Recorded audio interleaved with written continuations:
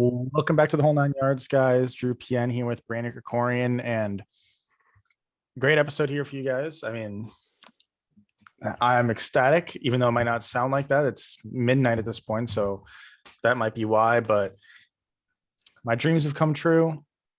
The Bucks are NBA Finals champions here, and watching Chris Paul walk off was enjoyable. At the end of the game, he had a great game, but Giannis, I mean, the first thing I have to talk about is Giannis' performance is legendary. I mean, they were saying it on there as he's like the seventh person to ever score 50 plus points in an NBA Finals game. All time LeBron type stuff from Giannis. What are your reactions? Yeah, I mean, I guess we'll start with Giannis. I mean, obviously, right? So, yeah, that was. I mean, he was. I mean, I guess the first thing really to talk about is the free throw shooting. That was, Incredible. yeah. I mean, that was the biggest thing that we were talking about with him because he's dominated the last. Ever since game three, he's dominated, or ever since game two, actually, he's dominated every single game. But it was the free throw shooting, and they even showed a graphic towards the end of the game where he was 66% in games 1 through 3, games 4 through 5. I think he was 42% from the line. So he was, I think he finished 17 of 19. I mean, if you were to ask, like, would you ever think he, should go 17 to 19? I mean, I think every single person you'd ever ask would say no. Or you'd say yes. I wouldn't think he'd go 17 to 19 ever. Especially in a game 6 closeout game. He played a perfect game. I don't think he made one mistake really at all. Defensively it was amazing. He had 5 blocks, probably even had a couple more that, may have been called fouls or whatever. He was perfect. Every single pass he made, 16 of 25 from the field, dominating. Ayton had no answer for him. No one had an answer for him. And honestly, at the end of the game, Middleton had that one big bucket towards the end, but it was honestly Giannis making every shot, which, was not really what was happening earlier in the couple games. So he was kind of their closer tonight when they needed it. And just, I mean, like I said, a perfect game. Obviously, he's finals MVP, which is pretty obvious. But yeah, a 50-point game to close it out. Just an incredible performance from Giannis. 100% agree. I mean, he only missed really one free throw in the whole game. The other free throw was pretty much in garbage time. I actually think the most different stat from Giannis in this game that if you compare it to other postseason games, is just 1 for 3 from 3-point range. In prior years, if they're giving him a 3-point shot, I mean, we've talked about it, he's taking it.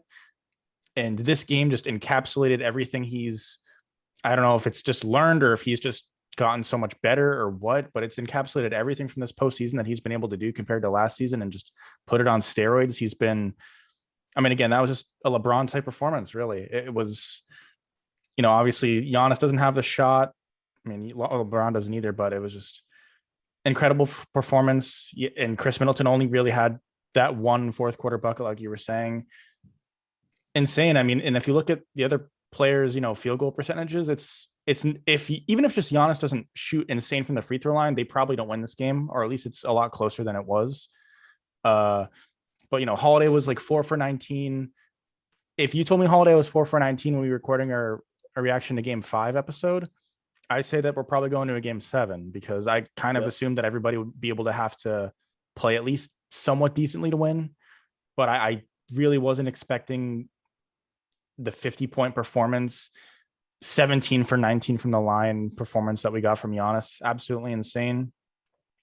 On the Sun side of things, I mean, there's really not too much to say, but I'll just start with Chris Paul. I mean, I know this is not what everybody has been saying or what everybody said going into the series, but even big people in the media were saying that Chris Paul is the best player in the series.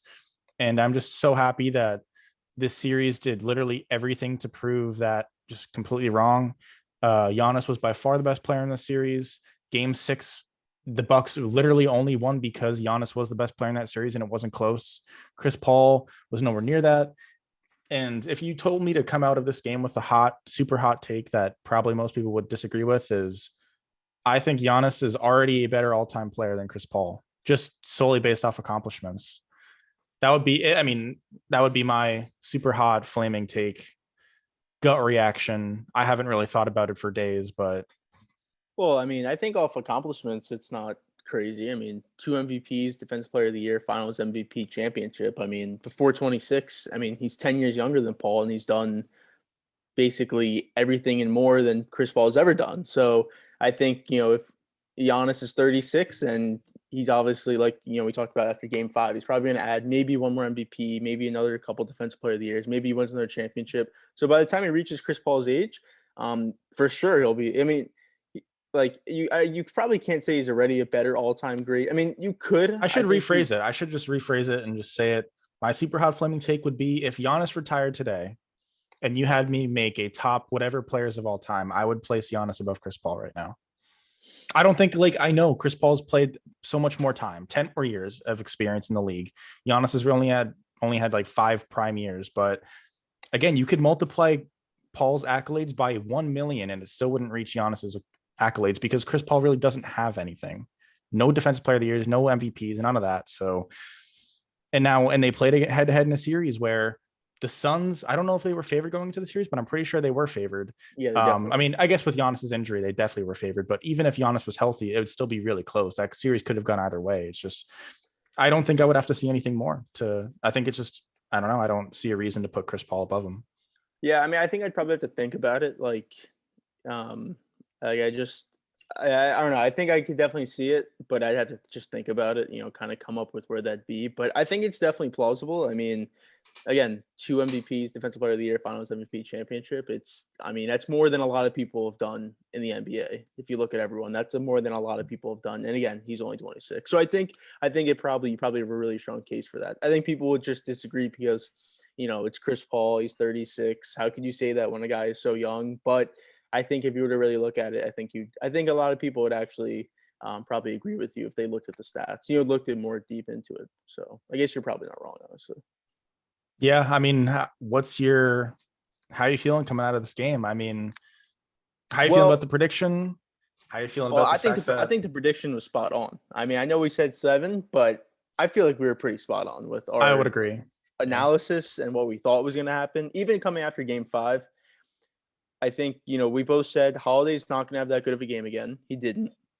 Middleton probably not going to have a great game. Again, he could. He maybe actually turned the corner, but he didn't. He didn't have a great game. 6 of 13. He really wasn't that aggressive, honestly. Again, he made that one big bucket with 57 seconds left. But other than that, he really didn't do much. And we thought if that were to happen, it's probably going back to Phoenix in game 7. But Giannis decided to put the team on his back. He did everything for the team defensively, like I said, offensively. You would never expect him to go 17 of 19 from the free throw line. So I think we were pretty much, correct with what we were saying. Again, even going into the series, like we thought, Suns would probably win they're probably winning that first game. They did. Second game, we thought possibly Bucks could win, but the Suns, again, the Bucks probably should have won that game, but Suns won that. And then, we never knew Giannis was going to play game 1, but we thought it'd be a back and forth series and that this is kind of how it would end up. And it pretty much ended up like that. So I think you would agree. I think we were pretty much, pretty accurate with what we were talking about. Yeah. Even though we got games 5 and 6 prediction wrong and the number of games, I feel pretty good about our prediction. And we were in the minority of Bucks. A lot of people were saying Suns. Yeah. Not a lot of people were saying Bucks, even when they knew Giannis was going to play. And again, we didn't even know that, and we were still picking Bucks in 7. Yeah, no, I'm a fan of her prediction. I think a lot of the big basketball guys. I think I know Broussard took Suns in 6. I don't know what the other guys took. I'd have to think about it, but yeah, I mean, absolutely insane. I feel bad for Devin Booker. I mean, he had an awful game. They were talking about it like super late in the game. They were talking about how, Kobe told Booker the be legendary thing. But I mean, Kobe also tweeted at Giannis, great champion, all that stuff. Yeah. And to me, I just, and that, what were you going to say? No, I was going to say that 3-pointer that Booker missed when I think they were down 6, that would have made it a game again. That would have made it a game, and missing that shot, that was pretty much game over. I mean, in hindsight, obviously, but that was pretty much game at that point. You were just playing to maybe have a chance at a Hail Mary. But I think, if maybe I've been overrating Booker because Booker's a guy that I thought was on that same level as like a Tatum and a Mitchell, just kind of in that same category. Maybe he is, but I still think I overrated Booker too much. I mean, Booker was a guy that I mean, I never thought he would be Kobe, but he was a guy that I thought could just be like a lesser version of Kobe, but still just that Mamba mentality. Like this is a game where he would have to show up, and he went 8 for 22, 0 for 7 from three. I mean, you can't have that. Paul didn't play a horrible game, but sorry, I'll Well, let you go. I'll let you go. well, no, the first thing I was gonna say is I think the Kobe stuff is overrated in that he they always bring up the stories about he told these people that. I mean, I'm pretty sure he's told just about every young player in the league about doing stuff like Yeah. that. So I think that's a little overrated, but I think I kind of disagree with what you were saying there with the Booker stuff. I think he is. I think he's definitely elevated himself into that next tier of guys. Now, will he ever be as good as Tatum's potential? I don't think he will. And again, I'm not a big Tatum guy, but I'm not also dumb. I do realize that if he does reach his full potential, he clearly will be one of the best players in the league. But he still has to grow in that.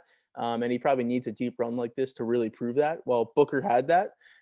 So I think Booker is, I think he's above Mitchell. I think he definitely is. Tatum, I think he's probably pretty level right now with him. And like I said, I think Tatum's obviously has a higher ceiling, but right now I think they're pretty level. If Booker, some people could probably argue ahead of him, but I think they're pretty level. But I can't really blame Booker that much this game. He put up back-to-back 40-point performances. He was clearly the best player all series long. Ayton was completely, I mean, this game he was lost, but the series he was terrible in this entire series. But this game he was absolutely horrific. Paul was better these last two games, but he didn't give you anything in the previous games. So I can't blame Booker that much because he did do so much these last couple games.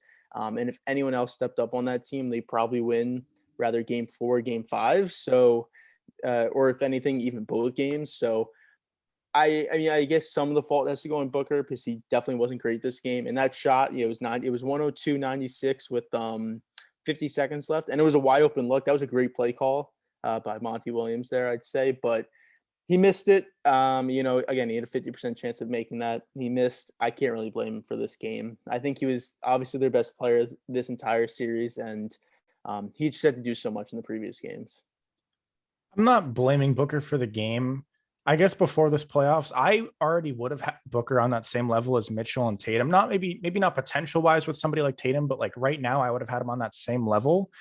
Uh, and I think throughout the playoffs, we saw that, just an elite scorer doesn't have that top tier, whatever you would say the top tier guys have. He's not there yet, but this game was just it was an ugly game, and yeah, he definitely was the Suns' best player this series. And if you're making me put a certain amount of blame on all these Suns players / Monty Williams included in that, Booker would be really low on that list. I would have at least a few players above him, and probably Monty Williams as well above him. But this game is just, you can't have a game like this if you are the guy that Kobe said you were, and all this stuff or whatever. If you're just that guy, you can't go away for 22 0 for 7 from three. So yeah, I mean, it's tough.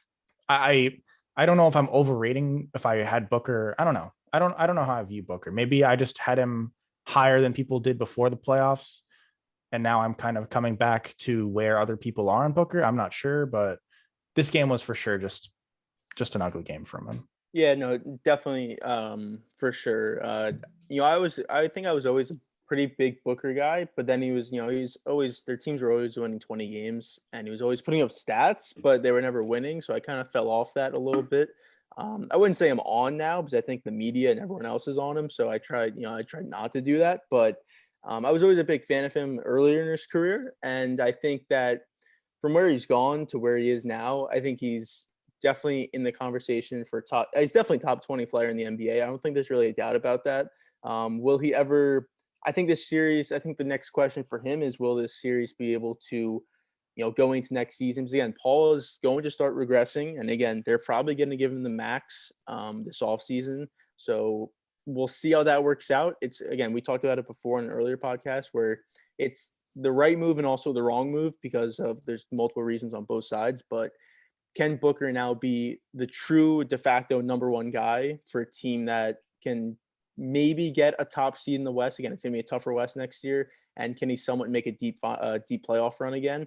we'll see, because I think, again, I think the perfect guy comparison is Tatum, where if that situation gets right, then I think he can be that guy, but that situation just isn't right now, unlike the Suns. But we'll see. I mean, again, if he's not that guy, then we'll see it next year where they'll be a bottom West team and they'll probably lose in the first round.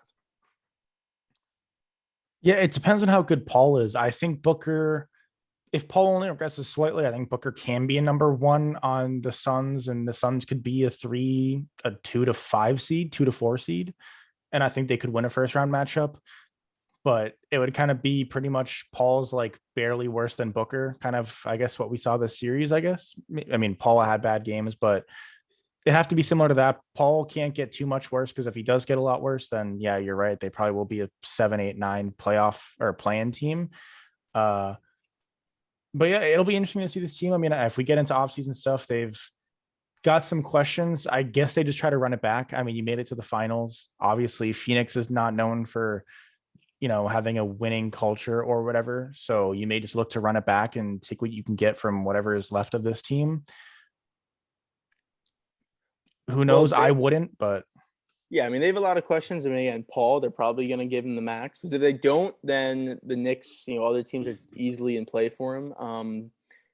Ayton and Bridges, they're going to probably get the rookie max. At least Ayton, you would assume. And, Bridges is going to get something. I don't know if he get the max, but he'll get a pretty good amount from that rookie deal. So they're going to hand out a lot of money this offseason. Again, they're already paying Booker the max. So they're going to have to find, and again, what kills them and what would have been so useful in this series was that draft pick that they had. If they would have taken Tyrese Halliburton at where they picked 10 instead of Jalen Smith, who, I mean, no one probably even knows who he is because he literally didn't even play this year. So if they just taken anyone, whether it was a guy with size like Smith but was able to play, so you could have Aiden sit and have a guy come in, or just take Tyrese Halliburton, which should have been the pick anyways. I think if they have one of those guys, I think they have a lot better chance of winning the series, because their lack of depth at the big man position just killed them with Giannis. I mean, Ayton just couldn't guard him, and you had no one else to bring in to guard him. You had Frank Kaminsky, who that was your other big guy, and he obviously had no chance of guarding Giannis. So that's what killed them. I think the draft, honestly, looking back at it, if they were to look back and say what's the one thing that killed us this year, it was 100% the draft. If they hit that pick, even just halfway, it makes a big difference in this series, no doubt. no, you're not wrong. And I mean, James Jones was the executive of the year. That's pretty much the only misfire he had. I mean, the Chris Paul trade was, I have to give him credit for it, or just because, I mean, nobody really wanted him. But yeah, looking at the draft, I mean, Halliburton, Cole Anthony, Isaiah Stewart, Sadiq Bey. Yeah. I mean, there's so many players. I mean, quickly. I mean, not that. I mean, quickly's a big guy who would guard Giannis, but just these are players that would have helped. Desmond Bain. There's a bunch of players that if you drafted these guys, you probably are NBA champion. I mean, who knows? But these are guys that would have at least contributed. But yeah, I guess looking at the Bucks side, unless you have anything left to say about the Suns, their offseason is tricky too. I mean, yeah, you just won the finals and you won in 6 games, and Giannis, in the eyes of most people, is probably the best player in the world now. I don't know. We can talk about that. I don't know if you have him there or not, but I mean, PJ Tucker's a free agent. I don't know what you do with him. Bobby Portis has a player option. I'm not sure if he's going to accept it or decline it. I haven't even seen what the player option is, but you're going to have to address those guys. Those guys were key role players. Can you run it back with, Giannis, Middleton, Holiday, and these role players? I mean, you really don't have an option, but can you run it back with these guys and beat a team like the Nets? It's no guarantee they're healthy, but that's a question. If Giannis is the best player in the world, which I'll let you give your opinion on that in a second, but if he is the best player in the world, then they should theoretically be back in the finals next year. Yeah. And I was thinking about that, where he is in the top 5 players in the NBA, kind of towards the end of that of Game 6 tonight. But I think I'd say whether you have 1 or 2, I think it's flip flop, but it's LeBron and KD. I still think they're the 2 best players in the world. I don't think people would really argue with that. But I think Giannis, and again, a lot of it's going to be recency bias, but if he's going to play like this, and again, he's been playing like this, but he was just way more dominating than he's ever been, probably ever in his career. If he's going to be able to at least, somewhat sustain this, at least level of dominance and being this type of alpha player, then I think he's clearly the third best player in the world. Um, whatever that 4 and 5 is, a healthy Kawhi, a Luca possibly is in there. Anthony Davis, I don't think he is, but possibly. Um, I think Giannis has solidified himself as the third best player. And if, we'll see what happens next year, but he could move up to 2 and possibly even 1, depending on what happens next year. And I kind of do want to hear what you say about, where you have him in your top 5. I think you'd probably agree with me on 1 and 2, but maybe not. I don't know. I don't really agree at this point. To me, I know the regular season player Giannis is. Giannis probably is the best regular season player in the world.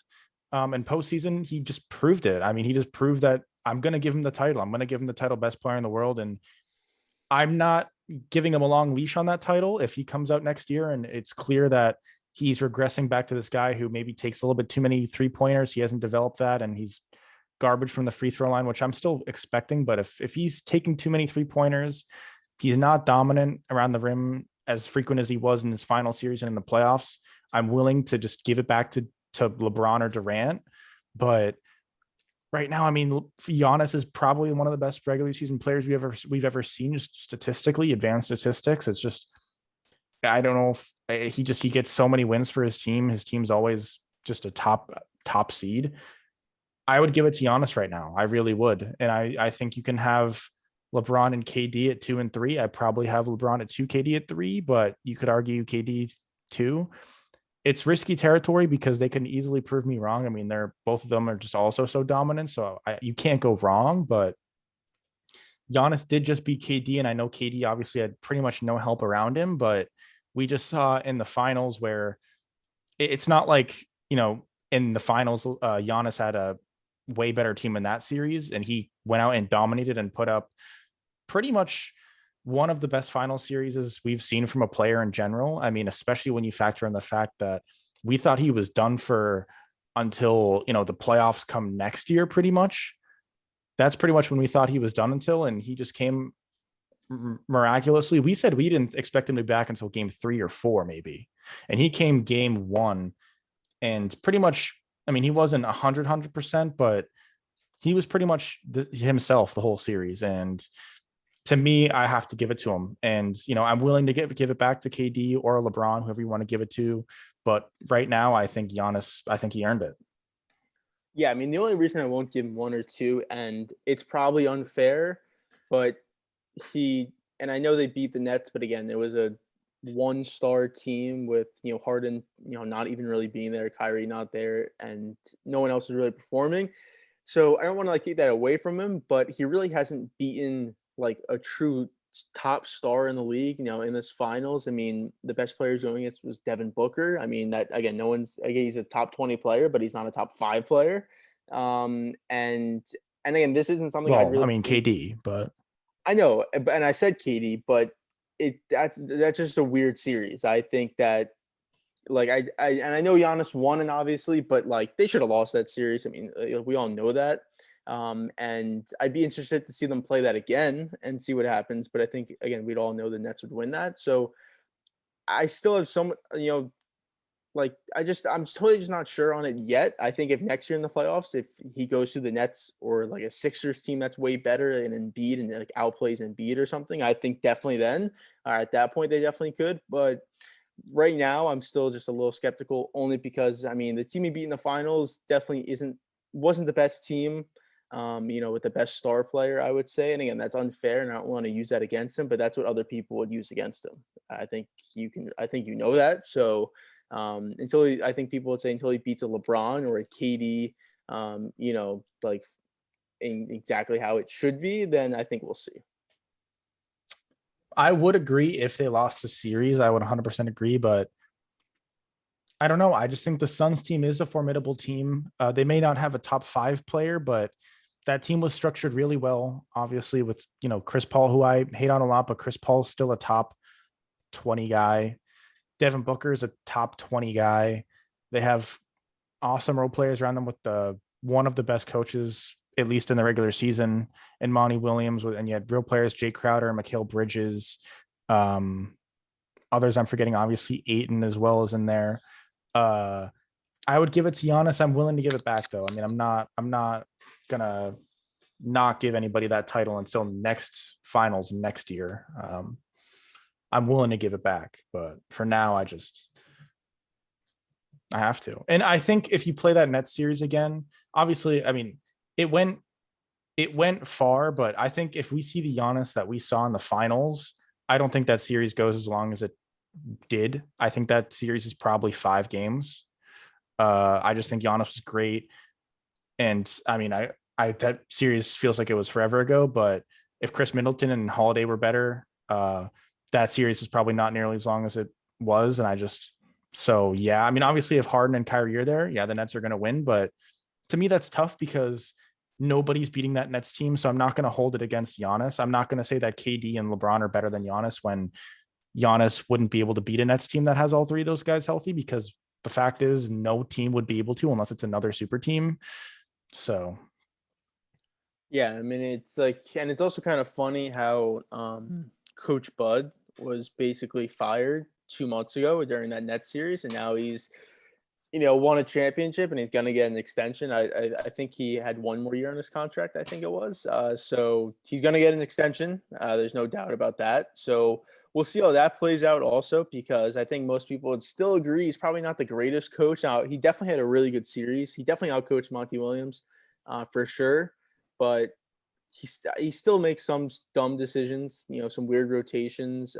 But I mean, you got to give credit to him.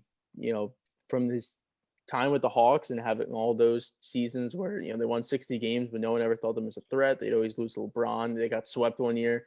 To now doing this again, when he was literally fired during that Nets series. To doing this, I think it's pretty impressive. it is impressive. And I am on the record saying that I would have still fired Budenholzer even if they won this series, and they have won He this did say series. that. And I am gonna, backpedal on that take just a little bit because I did kind of feel bad thinking about my take when watching that the trophy presentation, but I still don't think he's a great coach. If they come out next year and they do lose to the Nets in 5, or they do look like the same team they've looked like before, and in a league where there's not a bunch of injuries allowing them to just get a free trip to the finals almost, then I would still look at firing Budenholzer. But I do think he probably has earned another year, even disregarding the fact that obviously you have to bring him back regardless, because if you fired him, the players would erupt, the fan base would erupt. But even regardless of that, even if I could fire him, I wouldn't. I am going to backpedal on that. I would give him another year, which is still probably harsh because he did just win a finals. But the fact of the matter is he's still not that great of a head coach. I think people know that too. Yeah, I think most people would say that. And I'm looking at their player contracts for everyone on the team, and like you said, Tucker is going to be a free agent. The Nasus is going to be a free agent, like that matters. But everyone else is pretty much under contract for the next 2 to 3 years. So this Portis is team, a player option. I don't know how much it is though. it's 3.8 million. So I don't think he takes it unless he does. I don't think I he would take mean, that. unless he re-signs with them, I think he's not going to go anywhere else. I would assume, unless I someone think he steals would. a I ton don't of know. money. I would But assume he would decline it and then sign for more. But yeah, I mean that's possible. But I think it's pretty obvious he's going to stay at least. But it's pretty much going to be the same team. And again, they get DiVincenzo back next year, so that's just another spot on the roster. Again, if DiVincenzo's playing this entire playoff series, it just makes them even better, because then you're not running out basically a 7-man rotation, basically a 6-man rotation kind of, but you have DiVincenzo, which is Connaughton, but a better version. So that also was something that I think people kind of glossed over when looking at their team, was the importance of losing DiVincenzo. But it's pretty much going to be the same team. And we'll see if Middleton's going to be 30. Holiday's going to be 32 next season. We'll see how much better they get, if they even get better. Will they even stay the same? Again, they're going to be playing the Olympics, which I think does matter, because really short season. After the quick turnaround last year, you make it the finals, win the finals. So you're playing into July. Then you go straight to the Olympics, and then it's basically the NBA season again. I think they're going to have some trouble next year. I'll be very interested to see how those guys perform next year. It's just so much basketball in a year and a half, 2 year span, where you're basically got no breaks. So I think that'll be very interesting to see for their team next year. Maybe it won't matter for Maybe it will only matter for the regular season, not the playoffs, but it could matter. Seeding is going to be very important in the East next year, I think.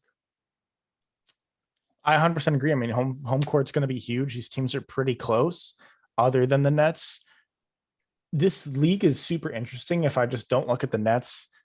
But when the Nets are factored in, I'm kind of just hoping the Nets, and not from injury, but maybe something else, just aren't 100%. If it's just they don't have the chemistry or something, because I'd want the NBA to have some parity next year, and it definitely had parity this year. It just wasn't in the way that I was expecting. I guess I just was, anticipating everybody at their best, and you kind of, don't know who's going to win. But it's not fun when everybody's injured. We'll see how the Nets look. I mean, they've got free agents too. It's tough to talk about next year's title odds without talking about Brooklyn, because if they just walk out on the court with 3 top 10 guys and Kyrie, I guess maybe Kyrie's a top 15, but 3 top 15 guys, you can't beat that pretty much. So we'll see. I mean, Griffin's a free agent. I would assume he's coming back. I don't know. I mean, maybe a team's willing to just pay him more than the Nets can, because he looks decent. Bruce Brown's a restricted free agent. Dinwiddie's a free agent. I would assume he's not coming back. I don't know if they can get something for him, like a sign and trade. I'm not exactly sure, but yeah, that's what I would look into. He's going to get too much money for them to want to bring him back, even coming off an injury. He's a good player. But yeah, the next year is going to be super interesting. We're both low on both of these teams going into next year. So, at some point, maybe we do our way too early something prediction. Maybe it's not even just an episode. We just talk about it in general, maybe in like a reaction video or something. I don't know, but I'm pretty sure that both of us are low on the Bucks, low on the Suns, even though they were just in the finals. So yeah. But the one team, at least I'm looking at next year, and I think this is where the Bucks will run into a problem, is, and not with this team, but where they'll end up in the seeding is, I think we all know the Nets aren't going to be pushing for the regular season, so they'll probably end up as a 2 or 3 seed like they were this year. I think the 1 seed for next year, and again, this is way too early, but I think it's going to be the Hawks. I think they're just a perfect regular season team. I think they're a perfect regular season team to get wins. I think they'll just kind of not cruise through the regular season, but I think they're just a team that you're going to look at the standings and just be like, they just keep winning games.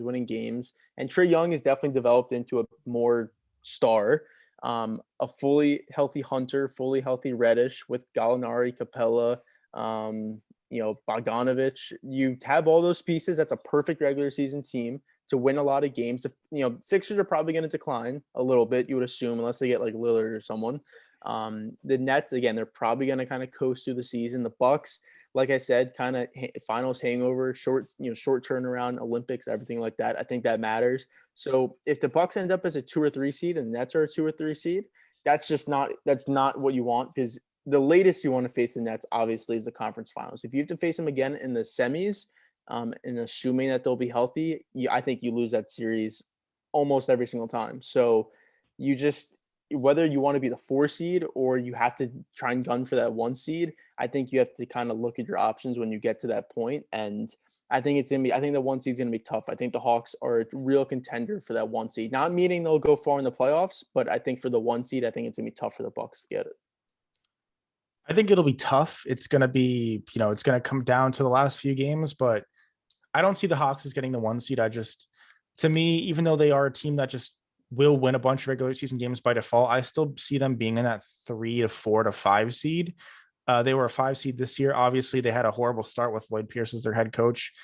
They got off to a great start with McMillan as their head coach after Lloyd Pierce got fired, but I don't expect them to keep up that type of pace. I don't think they have the star power to be a 1 seed, and I don't know that you need the star power, but it really helps. Obviously, the Jazz were a 1 seed this year, but I don't know. I don't know that McMillan's as good of a coach as Quinn Snyder.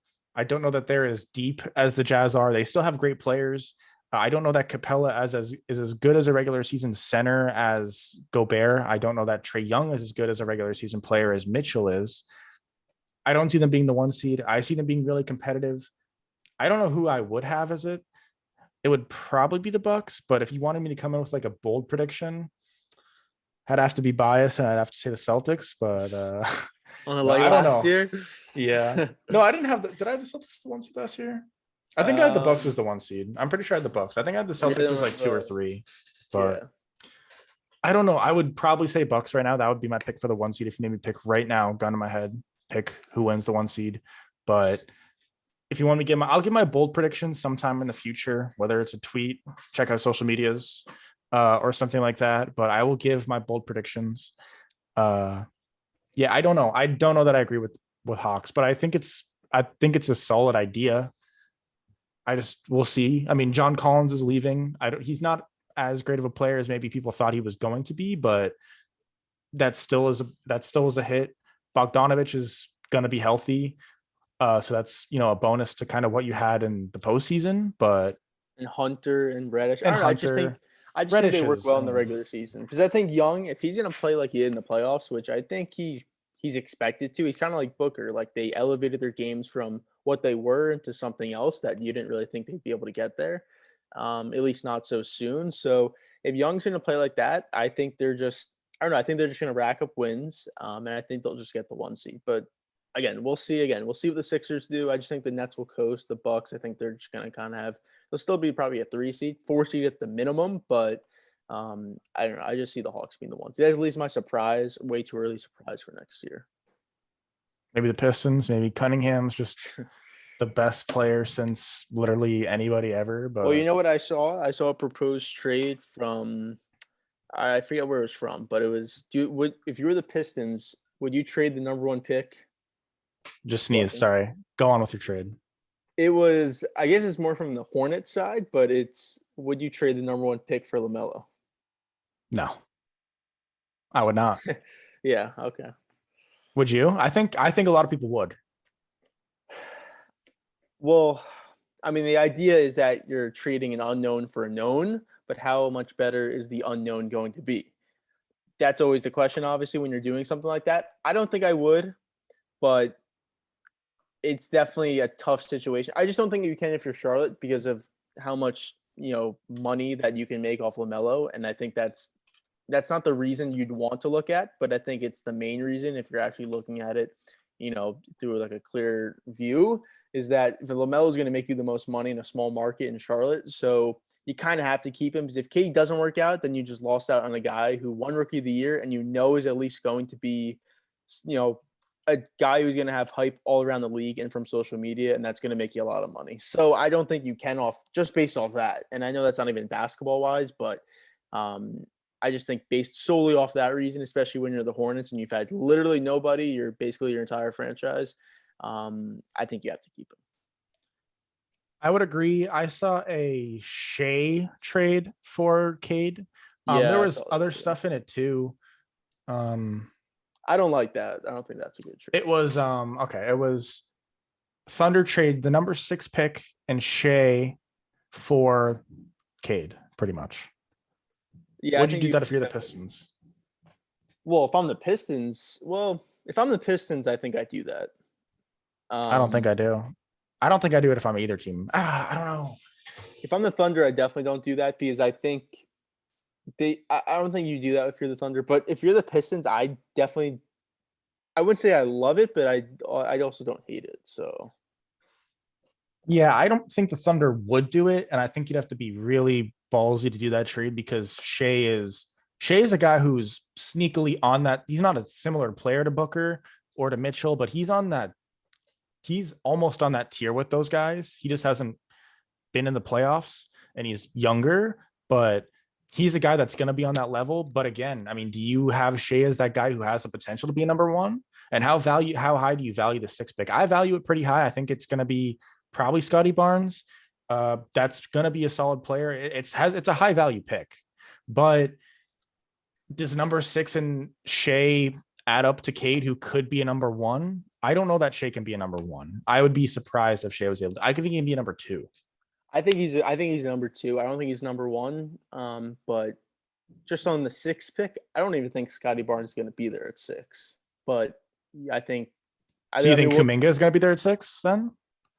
I don't know. I mean, I would still have some more research to do, but Kuminga is definitely, and like there was always the 5 guys. I think Kuminga is clearly the last guy on that, and I don't really even think I think a team's gonna get stuck with him. And they're not gonna love him. Like I think it's gonna be a pick where it's like, all right, he probably has the most talent, but he's probably the worst guy that we could have taken at this spot. So I don't know how much he's gonna drop, but I really, at least from what I've seen so far, I really don't think he's gonna be that good. I think Barnes is going to go again. We'll get into our mock draft is going to come out sometime in the next week, but I have Scotty Barnes way higher than Kuminga, and I think Kuminga could easily definitely drop. I think Kuminga ends up being the 5th pick. I would agree with you that I don't know if Kuminga is the 5th best player in this draft in my mind, but I don't know. I mean, the 6th pick, regardless, I don't know how much value you put on it. I think this is probably a no on both sides, but if the Pistons did go to the Thunder with this offer, I feel like the Thunder would have to think about it.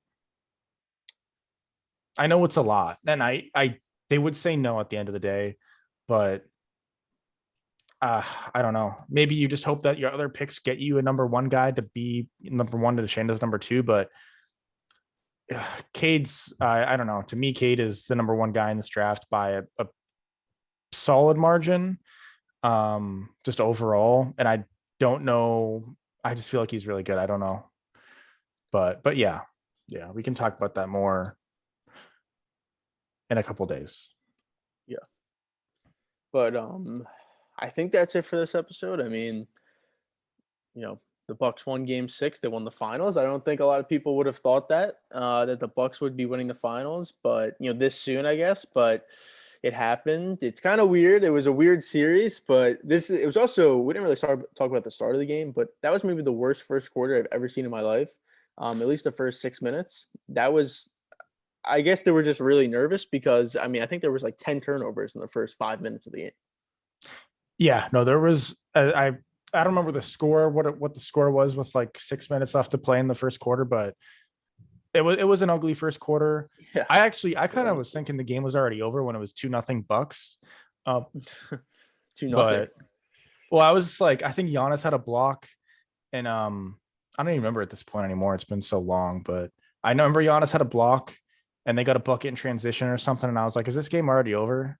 And then I saw the Suns just keep missing, and I was like, is this game really already over? Like, is there a chance the Bucks the Suns gonna just give up? I mean, it ended up not being true. The game was definitely a close game all the way to the end. Well, it was basically game 5 all over again, where one team had a huge lead in the first quarter and then they completely choked it away immediately, which the Bucks did. I mean, I think they scored, I think with 5 minutes left in the second quarter, they only scored 5 points in the second quarter. And they were down, I think they were down 3 points or 4 points to the Suns at that point. They got to tie it up, but it was literally the exact same game as game 5, just the roles were reversed. But the score with, let's see, with 5:48 left, with 5:56 left in the first quarter, the score was 10-5 Milwaukee. Yeah. So half of the first quarter was over and the score was 10-5. I mean, that's just the game it was. No one was making any shots. As soon as Drew Holiday missed, I think he missed his first shot or first couple shots, you just knew he was never going to make a shot tonight. But yeah, just turnover after turnover. No one could make a shot. Nothing looked in sync at all. It was just a very weird first quarter. And then that fourth quarter also, that was maybe the longest fourth quarter ever. That took so long. I think it was 10:57 when it started, and I think it ended like it was 11:17, and there was still like 9 minutes left in the fourth quarter. It was ridiculous how long that quarter took. But, it was. Yeah. I don't know. That's just something I noticed. It was just crazy how long that quarter took, though. Yeah, but overall, that was a better series. I don't know. Maybe I guess I thought it was actually going to be a good series, but that was a better series than the majority of the NBA fan base thought it was going to be. I guess there wasn't many, I don't know, 2 small markets. I guess people were kind of sleeping on it. I thought it was going to be a good series. I know you thought it was probably going to be a good series too, with us both predicting Bucks in 7. But that's pretty much it.